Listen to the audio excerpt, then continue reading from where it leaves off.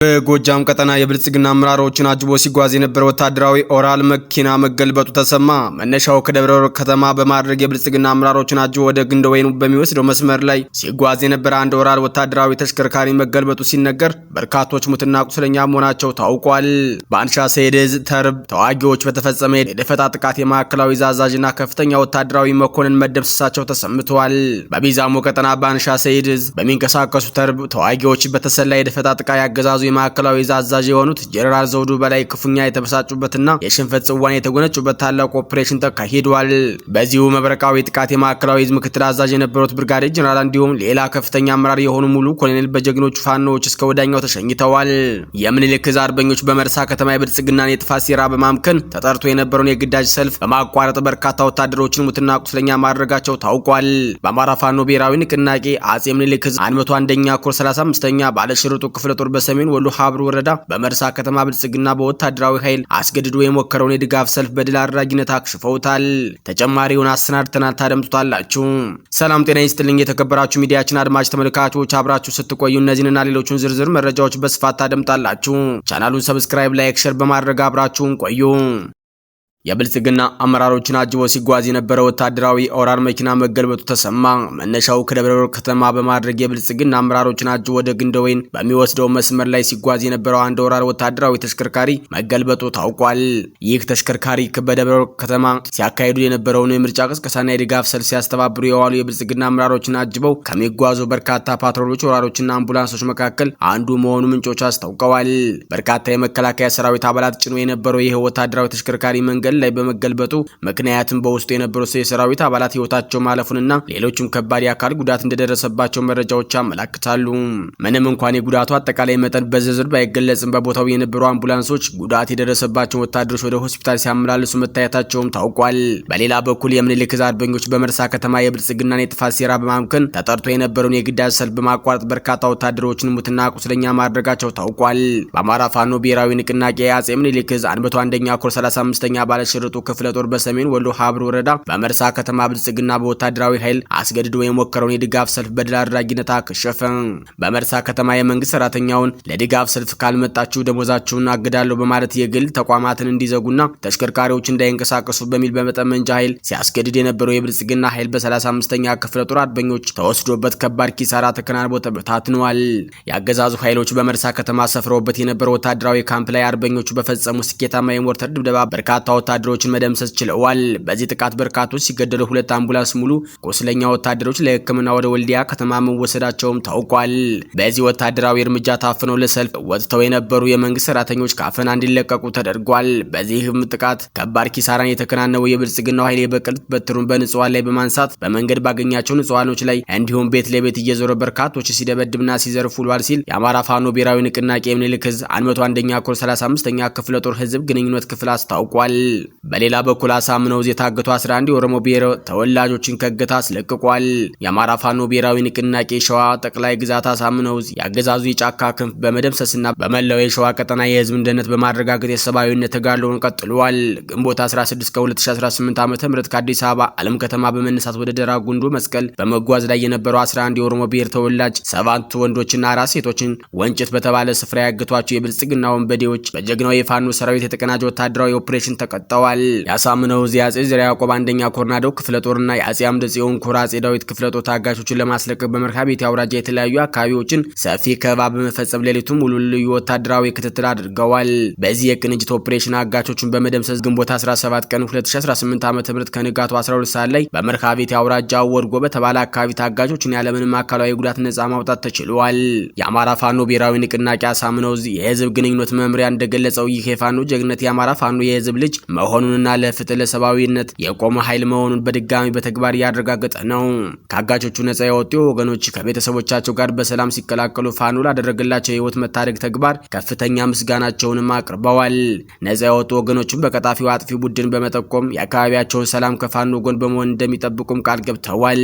የሸዋ ጠቅላይ ግዛት አሳምነው ዕዝ አገዛዙ በየትኛውም የሸዋ ቀጠና ለጥፋት የሚያሰማራቸውን አጥፊ ኃይሎች ላይ የማያዳግም እርምጃ መውሰዱን አጠናክሮ እንደሚቀጥልና ለህዝቦች እኩልነት ነጻነት ያለውን ቁርጠኝነት በማለት አስታውቋል። በሌላ መረጃ በስናን ወረዳ የአድማ ብተና አባላት ሙሉ ትጥቃቸውን ይዘው ፋኖን ተቀላቀሉ። በጎጃም የብልጽግና ሰራዊት የሞራል ውድቀትና የመዋቅር መፈራረስ ተባብሶ መቀጠሉን ተከትሎ ስርዓቱ የከዱ ወታደሮች ቁጥር በየዕለቱ እየጨመረም ይገኛል። የአማራ ፋኖ ብሔራዊ ንቅናቄ ቴዎድሮስ 206ኛ ኮር ስር የሚንቀሳቀሰው 24ኛ ክፍለ ጦር ስናን ረቡዕ ገበያ አካባቢ ተመድበው የነበሩ 3 የአድማ ብተና አባላትን በትላንትናው ዕለት በይፋ ተቀብለዋል።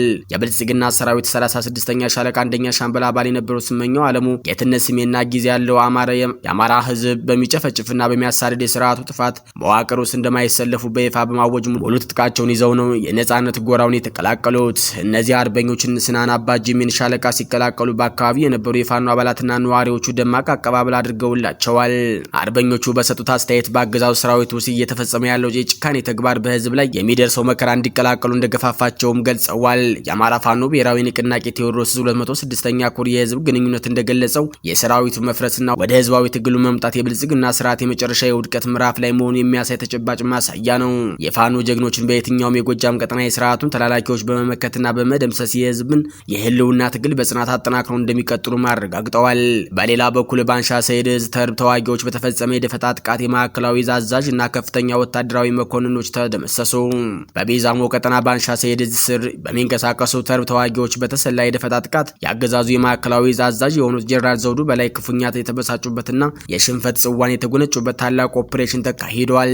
በዚሁ መብረቃዊ ጥቃት የማዕከላዊ እዝ ምክትል አዛዥ የነበሩት ብርጋዴር ጀነራል አስናቃይተነው መንግስቴ እንዲሁም ሌላ ከፍተኛ አመራር የሆኑ ሙሉ ኮሎኔል በጀግኖቹ ፋኖች እስከ ወዳኛው ተሸኝተዋል።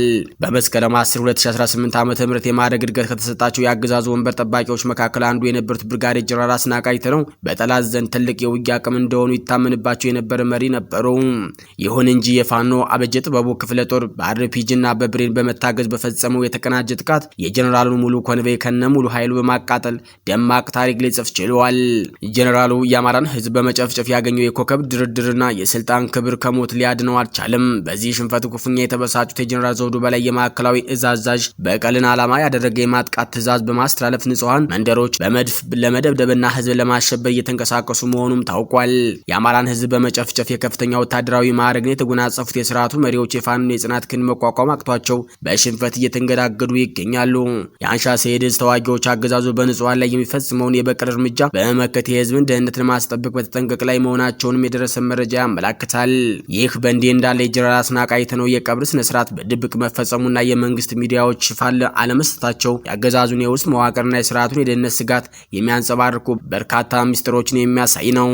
አንደኛ የሞራልና የስነልቦና መረበሽ መደበቅ። አንድ ከፍተኛ የጦር መሪ በግጭት መገደሉ ለሰራዊት የሞራል እጅግ አደገኛ ነው። መግለጫ አለመሰጠቱና የቀብር ስነ ስርዓቱ በድብቅ ማከናወኑ አገዛዙ የራሱ ሰራዊት ይህንን ዜና ሰምቶ ሞራሉ እንዲሰበር ወይም እንዲደነግጥ እንደማይፈልግ ያሳያል። በጦር ሜዳ ላይ መሪዎች ሲረግፉ ዝምታ መምረጥ የሽንፈትን ስሜት ለመሸሸግ የሚደረግ ባህላዊ የአምባገነኖች ስልት ነው።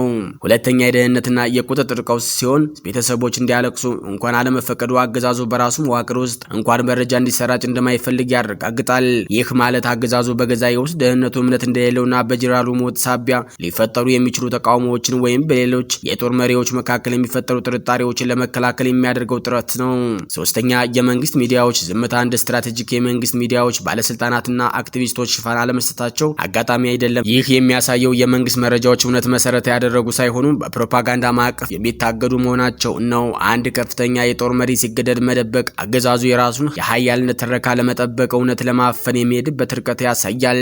አራተኛ የውስጥ ክፍፍልና አለመተማመን። የጀነራል ሞት በድብቅ መፈጸሙ በሰራዊቱ አመራር መካከል ስላለው አለመተማመን ፍንጭ ይሰጣል። የአገዛዙ ባለስልጣናት ይህንን ክስተት እንደማይፈልግ አጀንዳ በመቁጠር የድርጊቱን አሳሳቢነት ለመቀነስ እየሞከሩ ነው። ይህ ደግሞ በከፍተኛ አመራሮች መካከል ያለውን ክፍፍልና የመቀራረብ ስጋት የበለጠ ሊያባብሰው ይችላል።